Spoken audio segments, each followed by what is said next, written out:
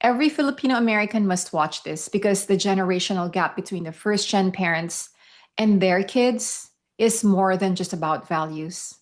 It's about silence, trauma, and what we pass down without even realizing it.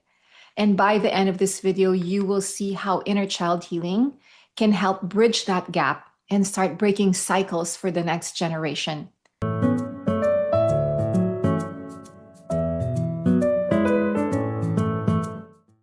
Magandang umaga, hapon or gabi po sa inyong lahat. I'm Dr. Net, a Filipino-American clinical psychologist dedicated to helping Filipinos across the globe heal from generational trauma through inner child healing, ancestral wisdom, and kapwa psychology.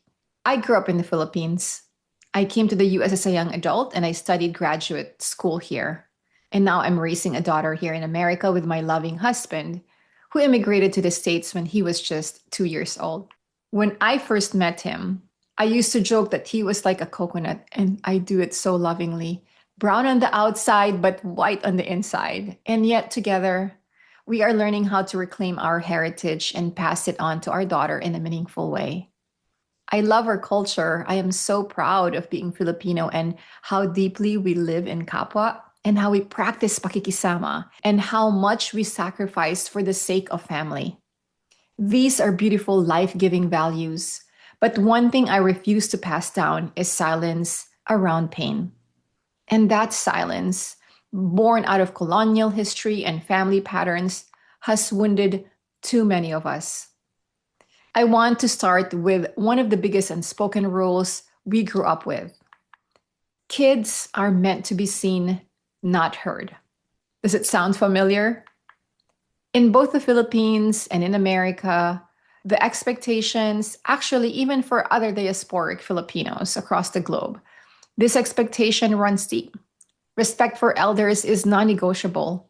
And while that's something I have proudly passed on to my daughter, I also teach her something new, that it's okay to say no, even when she's uncomfortable. And here's the truth. Sometimes I don't like it, because sometimes I wish she would just follow what I tell her. But I'm also so proud because I wasn't taught that. I grew up believing that my voice, my own needs would make me unlikable. And my daughter is teaching me boundaries in real time, and I can't help but wish I had the confidence as a child. That kind of confidence that she exudes. If you're realizing you also grew up in silence, I created a free guide called Pagbabalik Loob, 5 basic sacred steps to begin your Filipino inner child healing journey. The link is in the description. Now, here's another clash you might recognize. Filipino kapwa versus the American independence. Which one wins when they collide in immigrant households, right? Or if you are also born in another Western country, if you're not from America, which one usually wins in your immigrant household? As a first-gen parent myself, I have seen this up close. My daughter is an only child. She's independent, comfortable doing things alone. And there is this one time in the Philippines, we were eating in Tagaytay. We were in a restaurant with cousins during a vacation. And they all went to the restroom together. I was not there. But we usually do that, right? Like we go to the restrooms together, we go to the mall together. We usually do everything in groups when we do things in the Philippines, which is really beautiful. But when they looked for her in the restroom, she was gone. She had already left on her own. Walang hintayan. So that's the American independence meeting the Filipino kapwa. And they all came to me and were like, we were looking for her for a while in the restroom, but she was no longer there. And then they just like laughed, right? And I had to explain to her that here in America, like kids are really very self-reliant and independent and walang hintayan, right?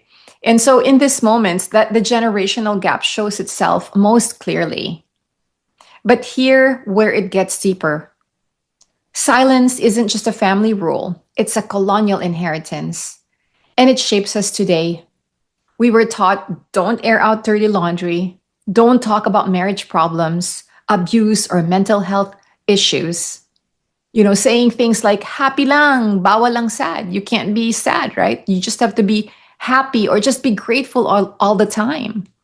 Or others have it worse. What are you doing? Others have it worse. Like, yung iba nga, walang makain. Others don't even have food on their table.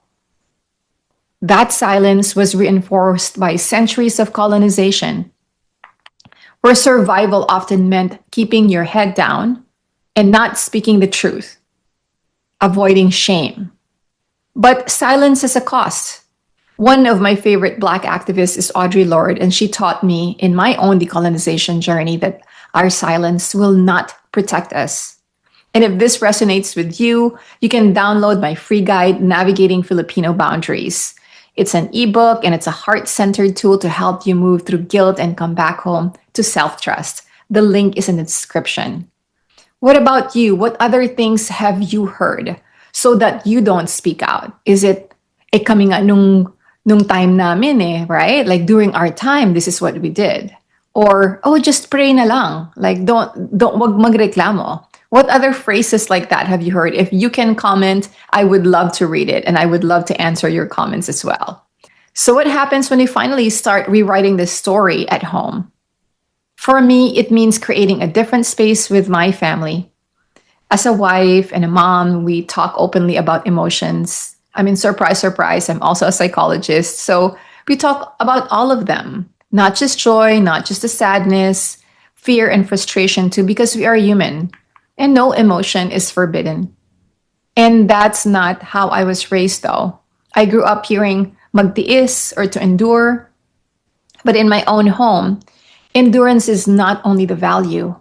Expression, empathy, listening are just as important. This is how inner child healing works. When we heal the silenced child in us, we can raise children who don't have to inherit that silence. And honestly, I see this lived out not just in my family, but in community. Inside the Healim Collective, which is our membership, where Filipinos from across the homeland and the diaspora are practicing what it looks like to heal these generational wounds together. And by the way, don't get me wrong, I was also raised in a mix of, I received so much love as well. So this is not to shame my family when I kind of comment about like my journey as a kid.